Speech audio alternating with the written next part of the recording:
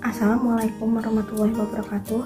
Perkenalkan, nama saya Syifa Nazila Putri dengan NIM 1833007. Di sini saya akan memberikan pelayanan informasi obat anti aritmia yaitu amiodaron. Sebelumnya, apa sih aritmia itu? Aritmia adalah variasi-variasi di luar irama normal jantung yang kelainannya mungkin mengenai kecepatan, keteraturan, tempat asal impuls, atau urutan aktivasi, dengan atau tanpa adanya penyakit jantung struktural yang mendasari. Berdasarkan definisi tersebut, maka kondisi yang tergolong sebagai aritmia adalah laju dengan frekuensi terlalu cepat, lebih dari 100 kali per menit, atau frekuensi terlalu lambat, kurang dari 60 kali per menit. Irama yang tidak teratur, irama yang bukan berasal dari nodus SA atau sinoatrial node, maupun adanya hambatan impuls supra atau intraventrikular. Orang yang mengalami kondisi ini akan merasakan gejala seperti jantung berdetak lebih cepat dari normal atau biasanya disebut takikardia, jantung berdetak lebih lambat dari normal, disebut dengan bradikardia, sesak napas, pusing, dan nyeri dada. Untuk mengatasi gangguan jantung ini, maka digunakanlah obat dari kelompok anti aritmia yaitu amiodaron.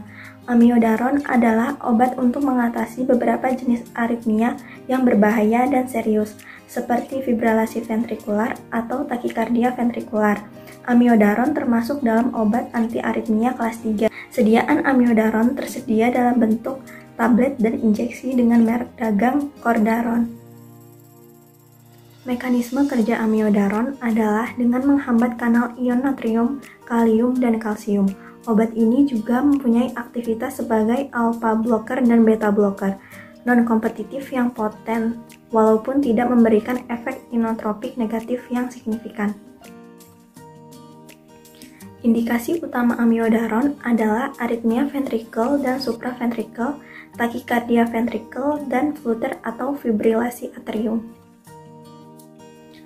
Amiodaron dikontraindikasikan untuk pasien dengan bradikardia sinus berat, blok AV, dan hati-hati pada wanita hamil dan menyusui.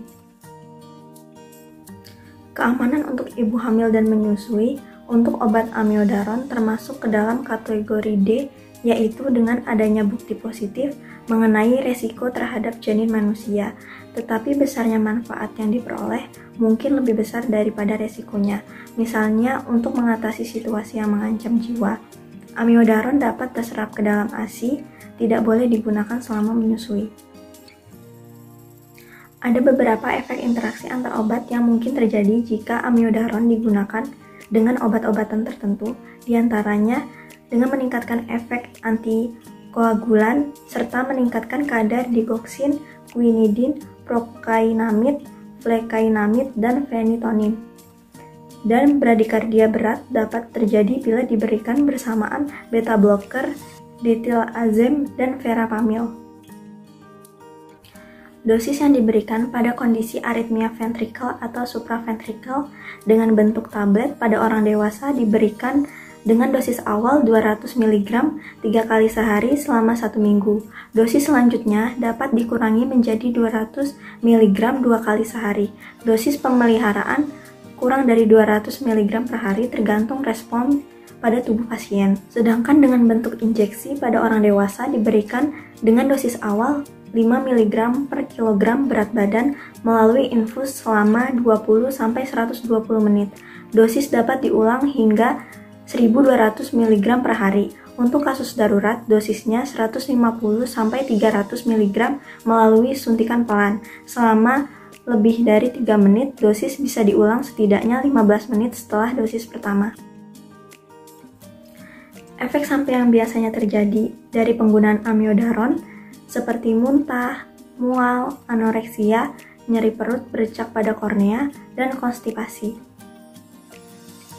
Amiodaron tablet dapat dikonsumsi sebelum atau sesudah makan, tetapi jika pasien mengalami gangguan pencernaan, konsumsilah bersamaan dengan makanan. Amiodaron disimpan pada suhu antara 20-25 derajat Celcius dan terlindung dari cahaya dan kelembaban.